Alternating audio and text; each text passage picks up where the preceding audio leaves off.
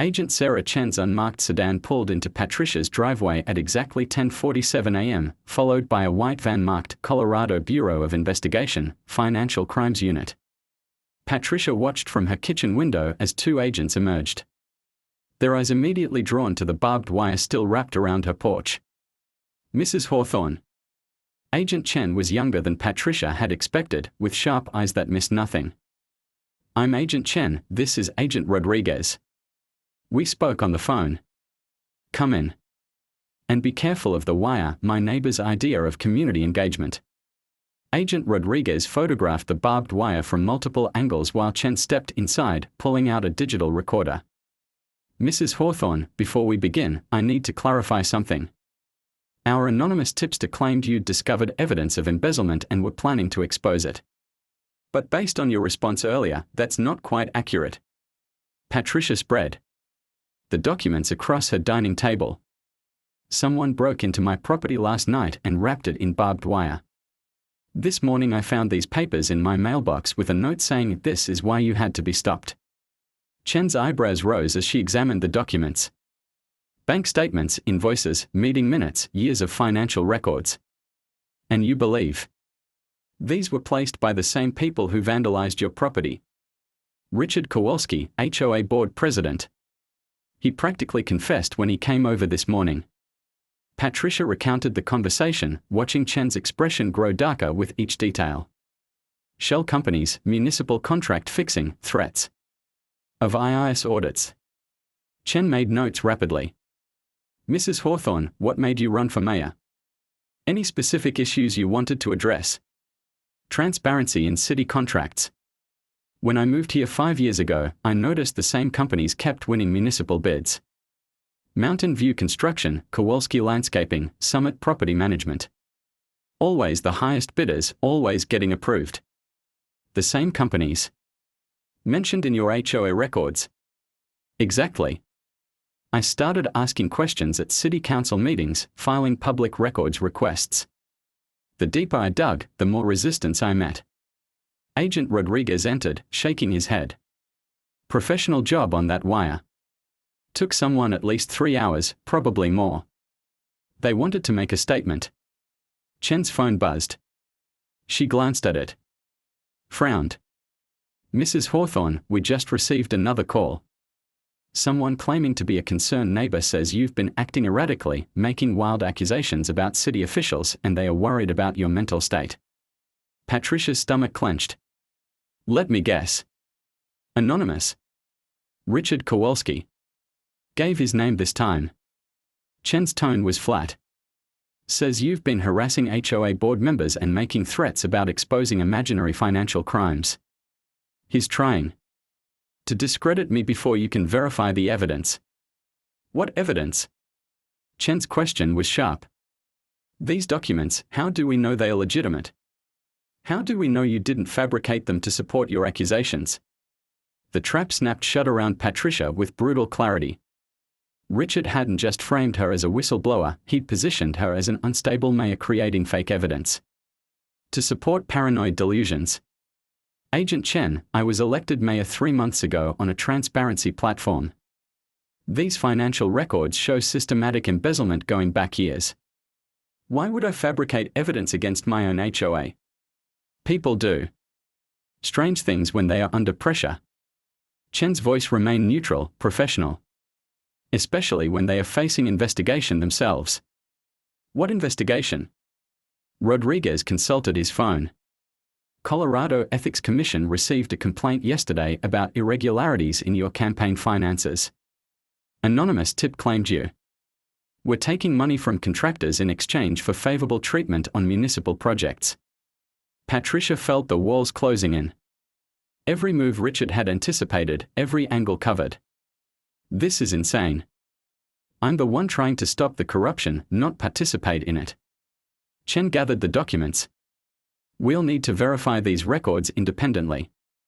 In the meantime, I have to advise you that you're now part of an active investigation into municipal corruption. I'd recommend getting legal representation. You're investigating me. We are investigating everyone. Chen's tone softened slightly. Mrs. Hawthorne, I've been doing this for 8 years. I've seen elaborate schemes to cover corruption. And I've seen people crack under pressure and make desperate accusations. Right now, I don't know which this is. After the agents left, Patricia sat alone in her kitchen, staring at the barbed wire through her window. Her phone had been ringing constantly: reporters, city council members, concerned constituents. Word was already spreading that the mayor was under investigation by the state. At 2 p.m., her doorbell rang. Patricia opened it to find Margaret Westfield, her next-door neighbor, holding a casserole dish and wearing an expression of carefully crafted concern. "Patricia, honey, I brought you some comfort food. I know this must be such a difficult time." Margaret was Richard's sister-in-law, married to the owner of Summit Property Management. Patricia invited her in, curious to see how the family planned to play this. "I have to ask, Patricia." Margaret set down the casserole and turned with wide, innocent eyes. "Are you feeling all right? Mentally, I mean. Richard mentioned you seemed very agitated this morning, making some pretty serious accusations." "I'm fine, Margaret. Just processing some surprising information about community finances." "Oh, honey." Margaret's voice dripped with sympathy. "I know how overwhelming it must be, being mayor and dealing with all that responsibility. And then to have the state investigating your campaign. Well, it's no wonder you might see conspiracies where there aren't any." The psychological warfare was subtle but effective. Plant seeds of doubt about Patricia's mental state, make her accusations seem like the delusions of someone cracking under pressure. "Margaret, can I ask you something? In your husband's company records, how much has the HOA paid Summit Property Management over the past 5 years?" "Oh, I don't get involved in business matters. That's men's work." Margaret's laugh was light, dismissive. "But I know David provides excellent service. The community has never looked better." "What about the community center we were supposedly building?" Margaret blinked. "What community center?" "The one the HOA collected $1.2 million to construct." "Patricia, honey, I think there's been some confusion. The HOA hasn't collected money for any community center. Are you sure you're reading those documents correctly?" The gaslighting was masterful. Make Patricia doubt her own perception, her own evidence, her own sanity. "I'm looking at bank statements showing special assessments totaling over $2 million. For maintenance and improvements, yes. Which have all been completed beautifully." Margaret gestured toward the window. "Look at our lovely landscaping. The new street lights, the repaved driveways. Every penny accounted for." Patricia felt reality shifting around her. The evidence was right there in black and white, but Margaret's calm certainty made her question what she'd seen. After Margaret left, Patricia called her campaign manager, Tom Bradley. "Tom, I need you to pull our campaign finance records immediately. The state is claiming there are irregularities." "Patricia, I already got a call from some investigator. They are saying we took money from contractors who later got city contracts." "That's impossible. We documented every donation, kept everything clean." "What contractors?" "Mountain View Construction, Kowalski Landscaping, Summit Property Management. Supposedly they made large cash donations that we didn't report properly." Patricia's blood ran cold. "Tom, we never took money from those companies. I specifically refused their contributions because of potential conflicts of interest." "I know that. You know that. But somehow the state has bank records showing deposits from those companies into our campaign account." The setup was complete. Richard hadn't just stolen HOA funds, he'd funneled money through Patricia's campaign to make it look like she was part of the corruption network. Now she appeared to be both a victim reporting the crime and a perpetrator trying to deflect blame. "Tom, someone's doctored our financial records. Or someone made deposits we don't know about." "Patricia, I hate to ask this, but is there any chance you took money from these companies without telling me?" Even her own campaign manager was starting to doubt her. Patricia hung up and walked to her front window. Across the street, Richard Kowalski was talking to Agent Chen beside the CBI van. From his animated gestures and concerned expression, he was painting a picture of a troubled male losing touch with reality. Her phone buzzed with a text from an unknown number. "Check your email." A friend. Patricia opened her laptop. A new message with the subject line "Insurance Policy" contained a single attachment, a video file. She clicked play. The video showed Richard Kowalski's home office, filmed through what must have been a hidden camera. Richard sat at his desk with two other men Patricia didn't recognize, spreadsheets and documents covering every surface. "The beauty of it," Richard was saying, "is that even if someone discovers the HOA embezzlement, we've got the mayor set up as the fall guy. Her campaign account shows payments from our shell companies. Her financial records will show deposits she can't explain." Patricia's handcuffs clicked shut as Agent Chen read her Miranda rights on her own front porch. Neighbors emerged from their houses like prairie dogs sensing drama, phones raised to capture the mayor's perp walk. "Agent Chen," Patricia said quietly, "before you put me in that car, I need you to know that someone just sent me a video of Richard Kowalski confessing to framing me. It's on my laptop." Chen paused. "Mrs. Hawthorne, anything you say can and will be. I'm not confessing. I'm giving you evidence that proves my innocence." Patricia nodded toward her house. "The video shows Kowalski planning this entire setup, including how they planted false records in my campaign finances. We'll examine any evidence after you're processed." Chen guided her toward the patrol car. "By then it'll be too late. That video is set to auto-send to news outlets and federal authorities if I don't cancel the upload in the next 20 minutes. Chen stopped walking. "Are you threatening to obstruct justice? I'm telling you that in 20 minutes, this case becomes a federal matter whether you want it to or not." Sheriff Morrison approached, his face grim.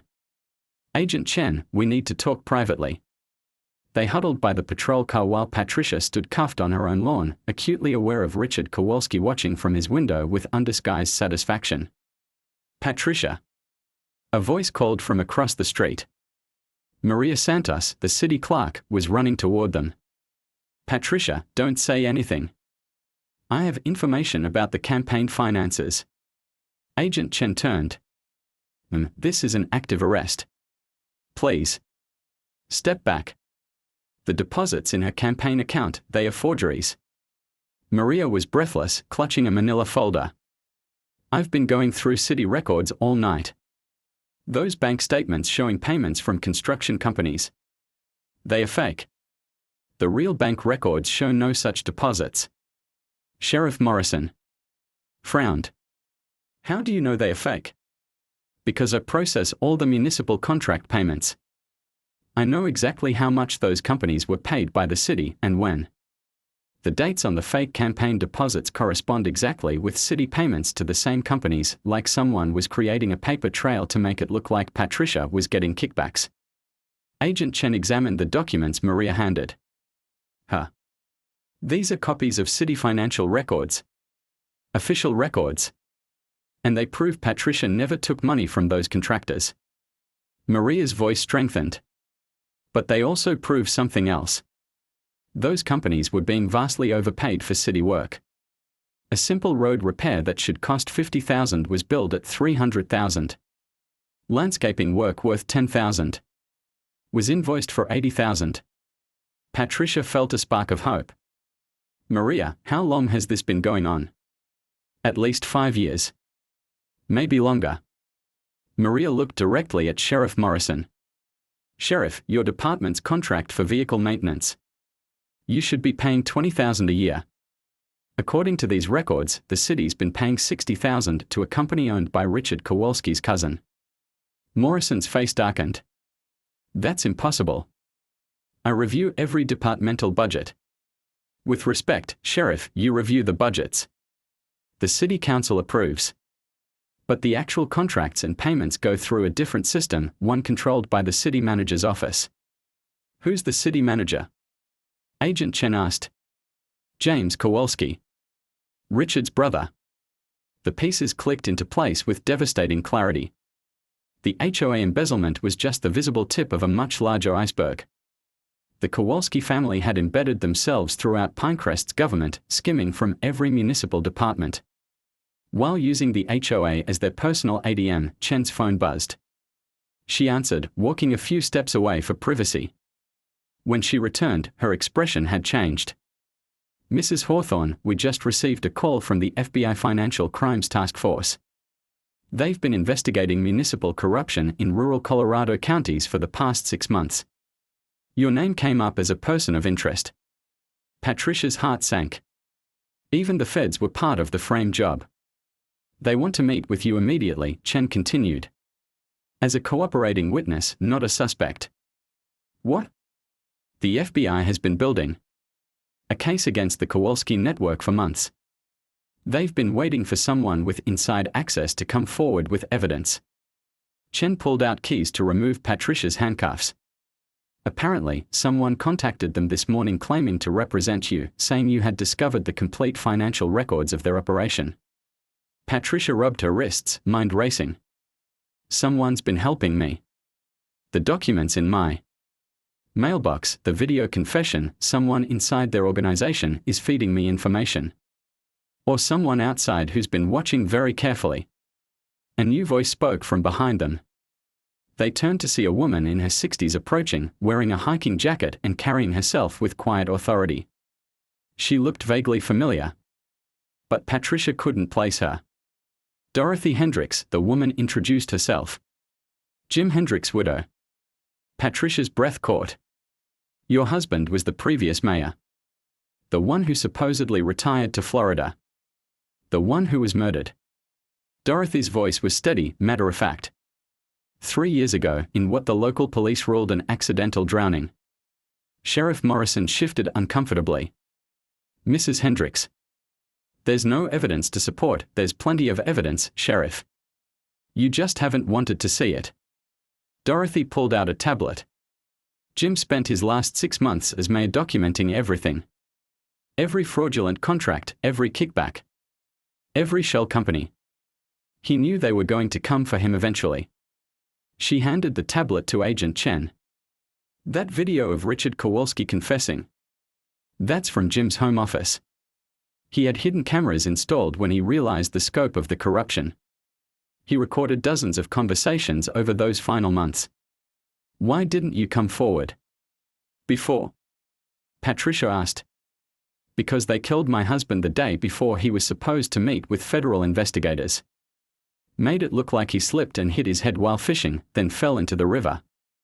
Dorothy's composure cracked slightly. "I've spent 3 years building my own case, gathering evidence, waiting for the right moment." "What changed?" Chen asked. "Patricia's election. For the first time in decades, someone ran for mayor who couldn't be bought, threatened, or controlled. Richard knew she'd eventually discover everything Jim had found. So they decided to destroy her preemptively." Dorothy touched the tablet screen. "But they made one critical error.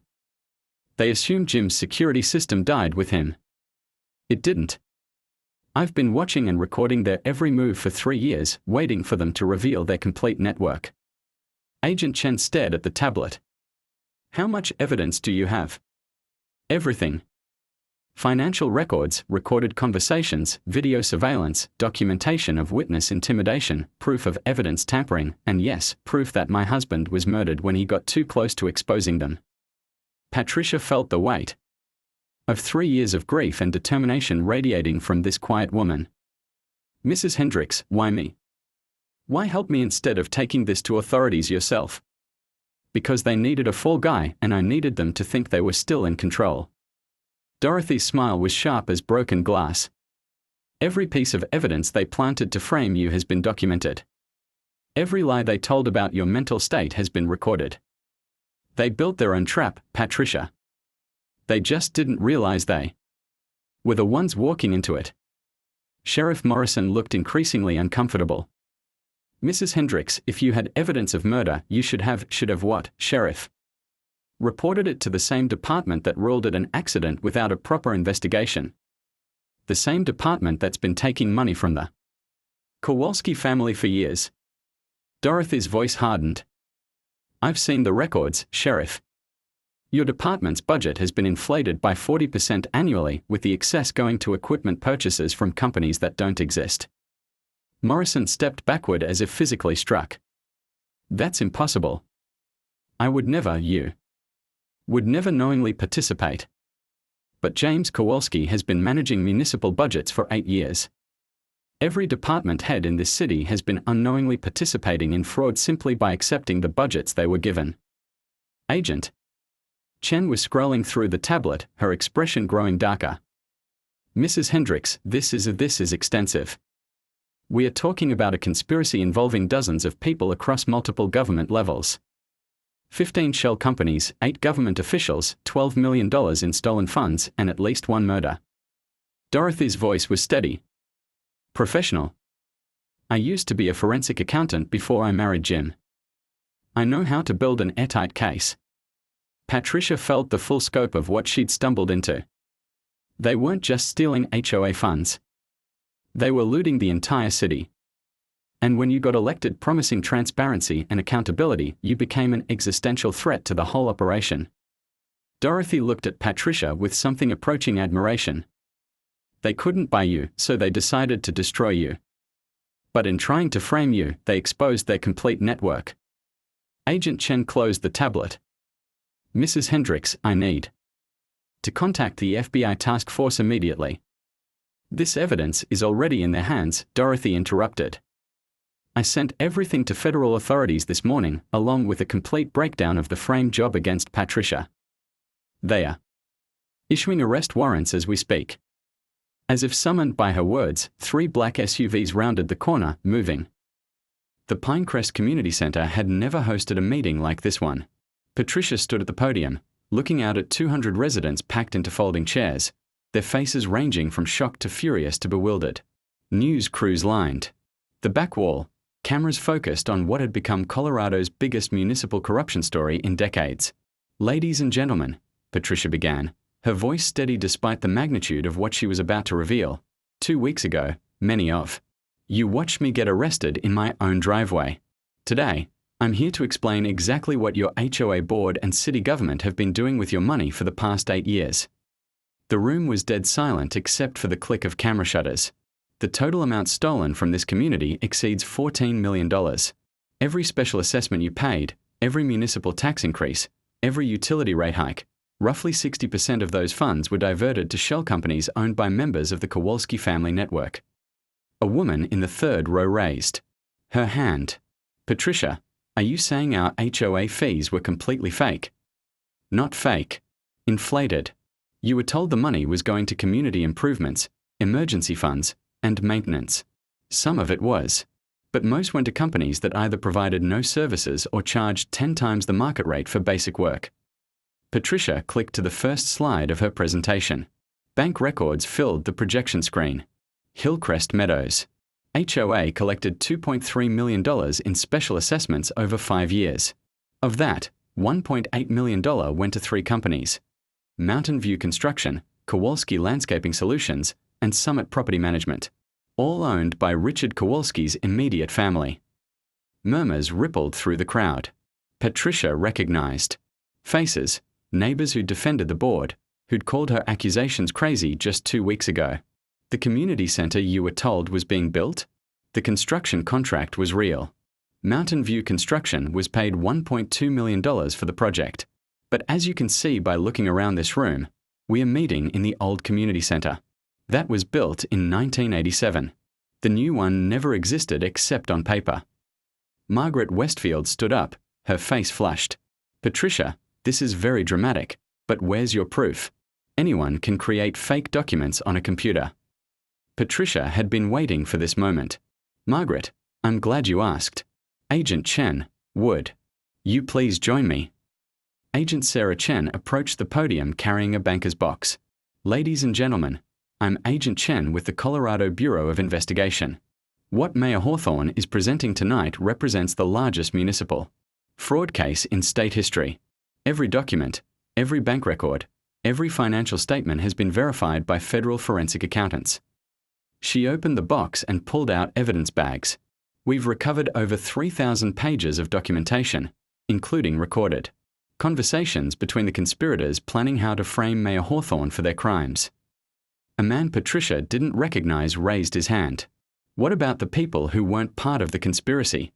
The city employees, the other HOA members? Excellent question. Patricia advanced to the next slide. The beauty of this scheme was that most people were unknowing participants. City department heads like Sheriff Morrison received legitimate budgets. They just didn't know those budgets were inflated by 40%, with the excess going to fake vendors. She looked directly at Margaret Westfield. HOA board members, like Margaret's husband David, genuinely believed they were providing property management services. They just didn't know they were charging 8 times the market rate, or that most of the services they provided were either unnecessary or completely fabricated. Margaret's face went pale. David didn't know. He's a good man. He would never. You're right, Margaret. David is a victim too. The FBI investigation found no evidence that he knew about the fraud. He was told by Richard Kowalski that the high fees were justified by the premium nature of the community.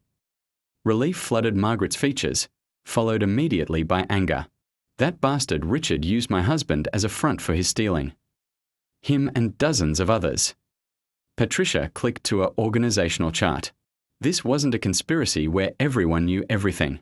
It was structured like a pyramid, with Richard and James Kowalski at the top controlling information flow. Most participants only knew their small piece.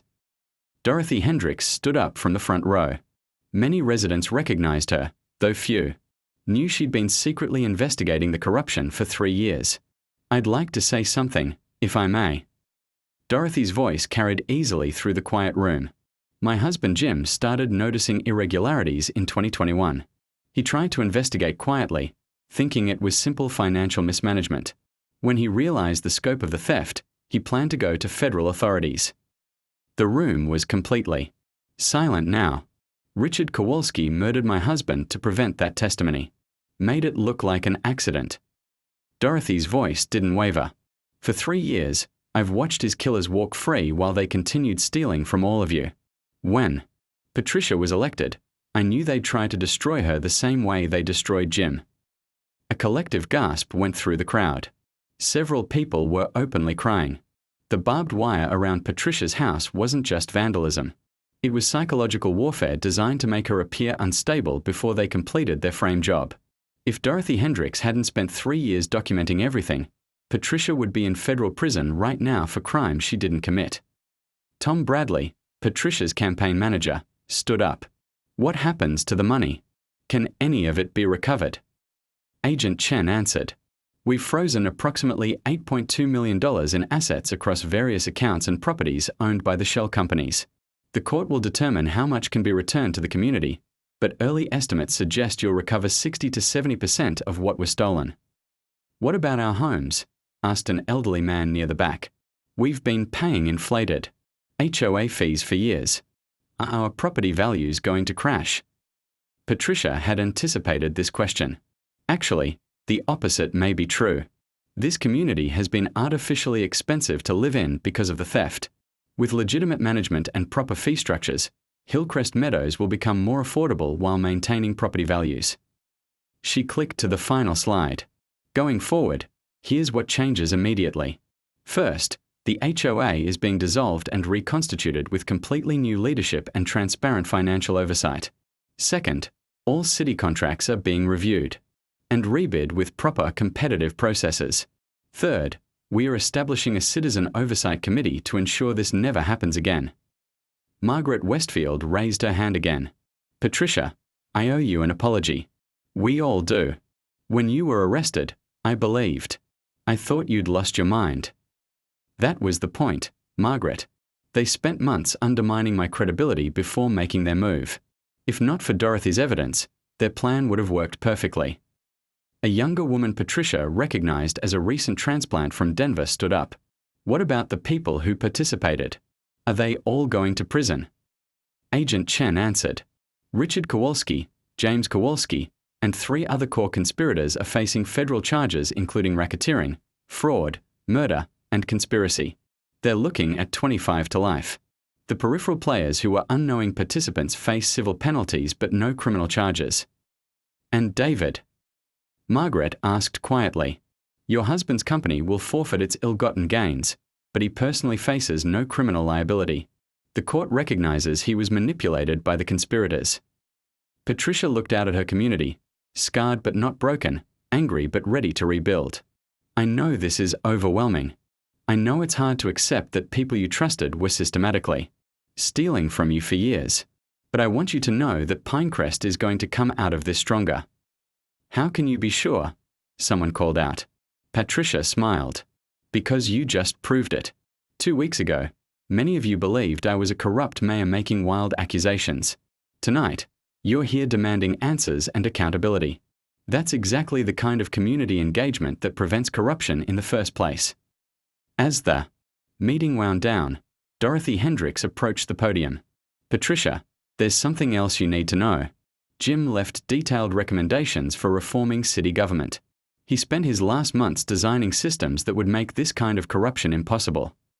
She handed Patricia a thick folder. He called it his insurance policy.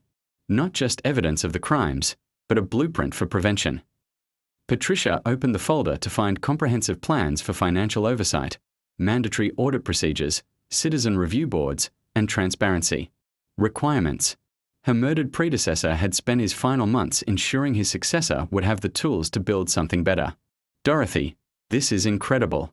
It's like he knew. He knew they were going to kill him.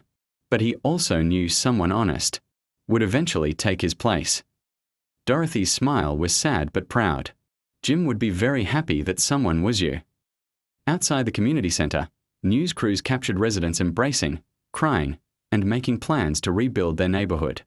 The barbed wire was long gone from Patricia's house, but the memory of that morning remained, a reminder that democracy was fragile and required constant vigilance. As Patricia drove home through streets that looked the same but felt completely different. 6 months later, Patricia stood in the witness box of Federal District Court in Denver, her hand on the Bible as she took the oath. The courtroom was packed, journalists, Pinecrest residents, and federal prosecutors who'd built their careers around cases far smaller than this one. Do you swear to tell the truth, the whole truth, and nothing but the truth? I do. Across the room, Richard Kowalski sat at the defendant's table in an orange jumpsuit, his confident smirk replaced by the hollow stare of a man who'd watched his empire collapse in real time. His attorney, one of Denver's most expensive defense lawyers, looked like he'd rather be anywhere else. Assistant U.S. Attorney Jennifer Walsh approached the witness stand. Mayor Hawthorne, please tell the jury about the morning of March 15th, when you discovered barbed wire around your home. Patricia had rehearsed this testimony dozens of times, but speaking it aloud in federal court felt surreal. She recounted finding the wire, the documents in her mailbox, Richard's threatening visit, and the systematic frame job that nearly destroyed her life. At any point during Mr. Kowalski's visit that morning, did he explicitly threaten you? Yes. He told me that mayors who don't play ball tend to have short tenures, and that my predecessor Jim Hendricks had relocated after concerning financial irregularities came to light in his personal accounts. What did you understand that to mean? That if I didn't cooperate with their corruption scheme, they would frame me for financial crimes the same way they'd framed Jim Hendricks before murdering him. Richard's attorney objected, but Judge Martinez overruled. The murder charge was inextricably linked to the corruption conspiracy. Mayor Hawthorne, in the 6 months since these arrests, how has Pinecrest changed? Patricia smiled for the first time during her testimony. Completely.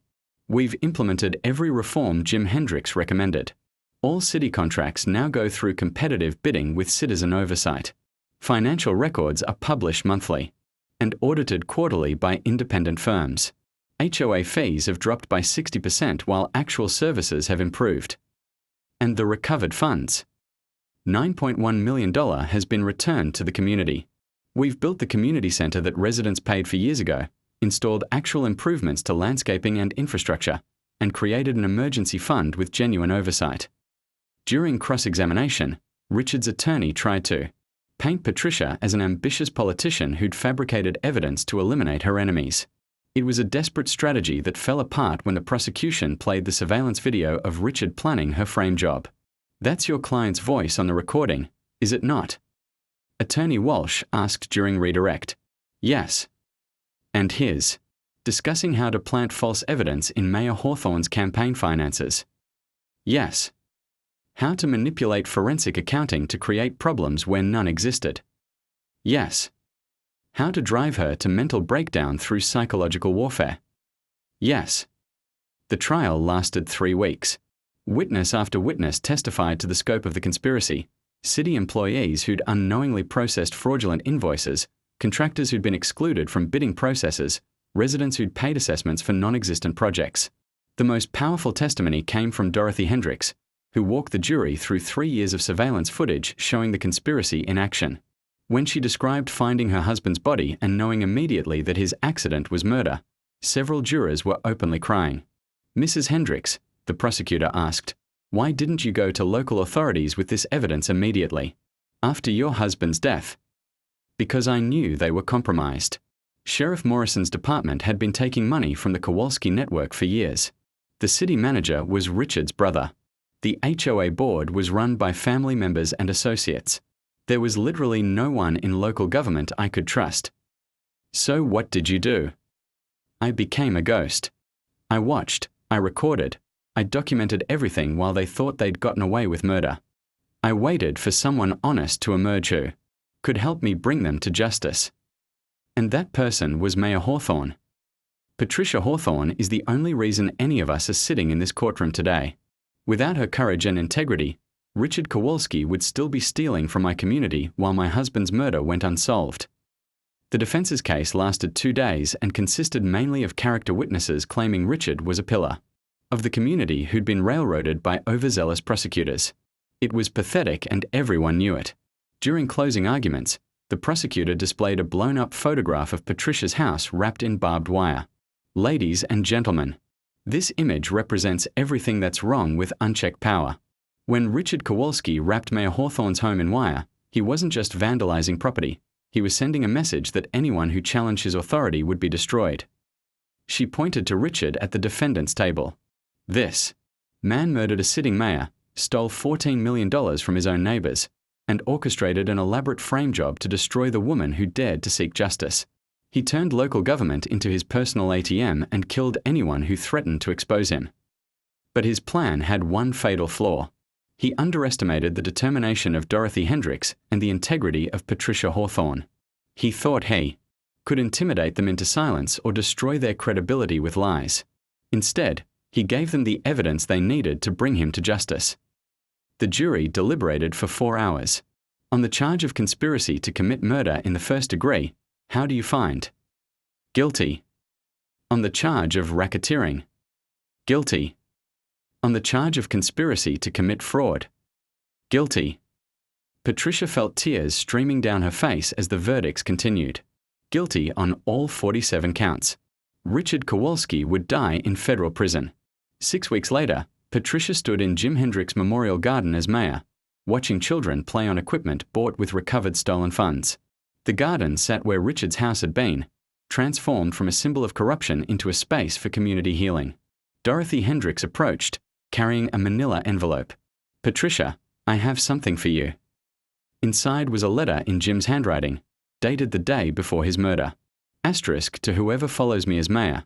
If you're reading this, it means Dorothy succeeded in exposing the truth and bringing my killers to justice.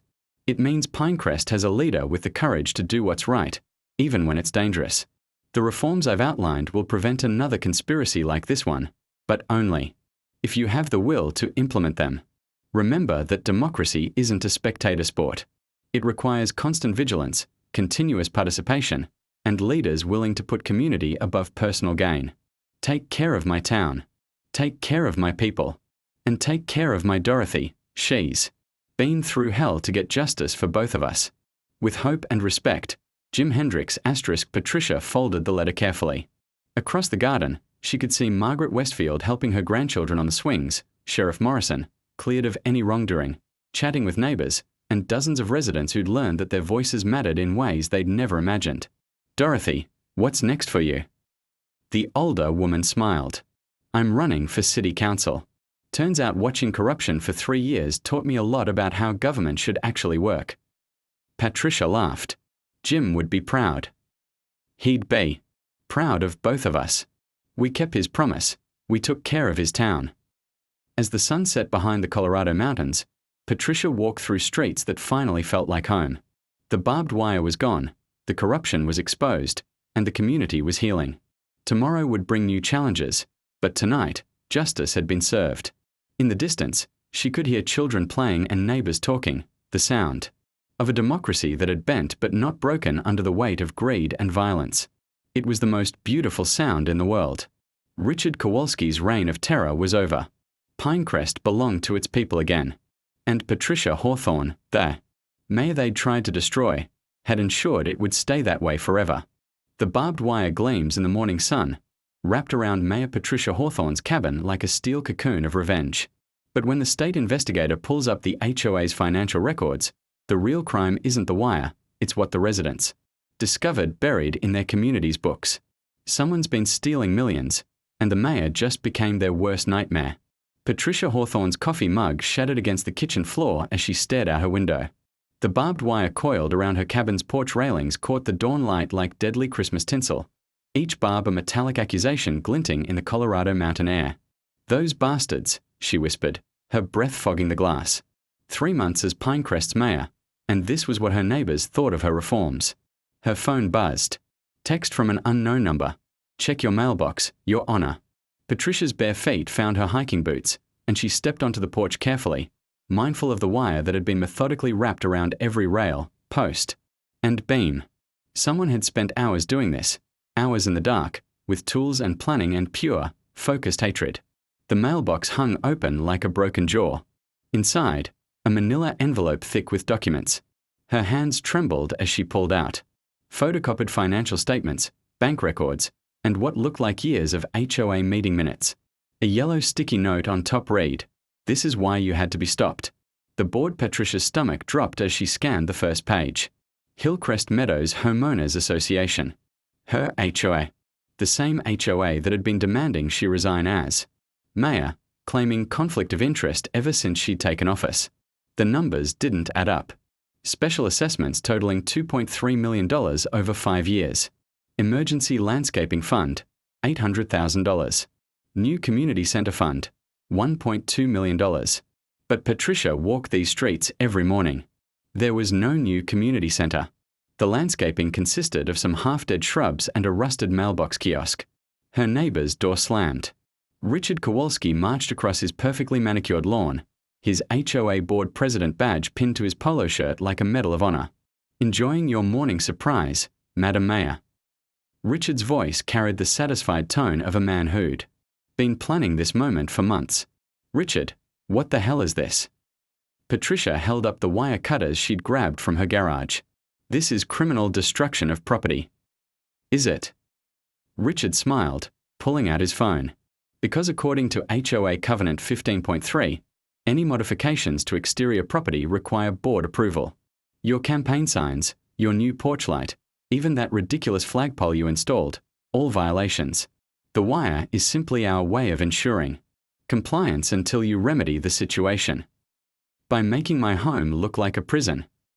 Your choice of words, not mine. Richard's smile widened. Though speaking of prisons, you might want to look more carefully at those documents.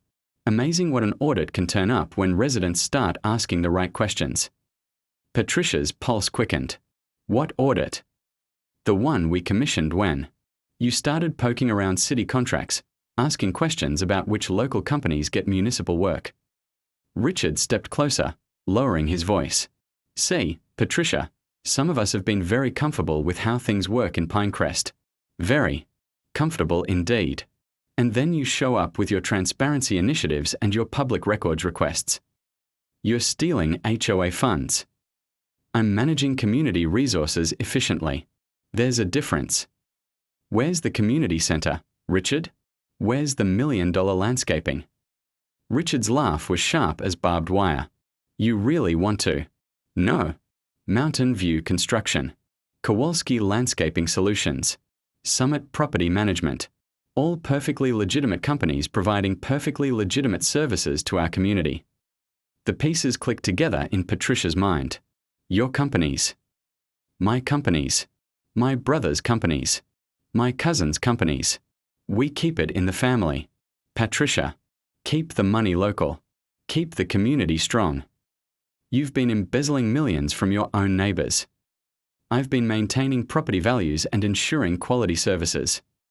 Richard's voice hardened. And I've been keeping certain municipal contracts flowing to the right people. People who understand that sometimes the greater good requires flexible ethics. Patricia felt the ground shift beneath her feet. The city contracts. You're saying city officials are involved in this? I'm saying that mayors who don't play ball tend to have very short tenures in Pinecrest. Ask your predecessor. Jim Hendricks retired to Florida. Did he? Or did he relocate after some concerning financial irregularities came to light in his personal accounts? Amazing how quickly IRS audits can be triggered when the right people make the right phone calls. The morning air felt thin, suffocating. Patricia gripped the wire cutters tighter. You're threatening me. I'm educating you. This community has run smoothly for 15 years under our management. Property values up 300%. Crime down to virtually nothing. Residents happy and content. All it requires is mayors who understand their place in the ecosystem. And if they don't? Richard gestured to the barbed wire. Creative solutions to maintain. Community standards. Patricia started cutting the wire, each snap of the cutter sharp as a gunshot. I'm calling the police. Sheriff Morrison is a reasonable man. Very community-minded. I'm sure he'll be fascinated to learn about the irregularities in your own campaign finances. The cutters paused mid-squeeze. What irregularities? The ones we'll discover if you force us to look closely. Funny how forensic accounting can find problems where none existed before. Richard checked his watch. I have a board meeting at 9. I'd suggest you use the morning to think carefully about your priorities, Patricia. Because this, he gestured to the wire, this is just the beginning. We can make your life very complicated, or we can make it very simple. Your choice. He started walking away, then turned back. Oh, and Patricia? That envelope contains financial records going back 5 years. Every transaction, every contract, every dollar. If you're thinking about taking this to authorities outside Pinecrest, remember that those documents came from inside your home. Technically, that makes you in possession of stolen property. Just something to consider. Patricia watched him disappear into his house, then looked down at the papers scattered around her feet. Bank statements, invoices, meeting minutes, a paper trail of systematic theft totaling millions of dollars. But Richard was right about one thing. How had these documents ended up in her mailbox? Her phone rang. Unknown number. Patricia Hawthorne. Mrs. Hawthorne, this is Agent Sarah Chen with the Colorado Bureau of Investigation. I understand you may have some information regarding financial irregularities in local government. Patricia's heart hammered. How did you get this number? We received an anonymous tip this morning. Someone called in a complaint about HOA financial misconduct and mentioned your name specifically. They said you discovered evidence of embezzlement and were planning to go public. I literally just found out about this an hour ago. Found out about what, Mrs. Hawthorne? The pieces clicked together with horrifying clarity. The documents in her mailbox. Richard's confident threats. The timing of this call.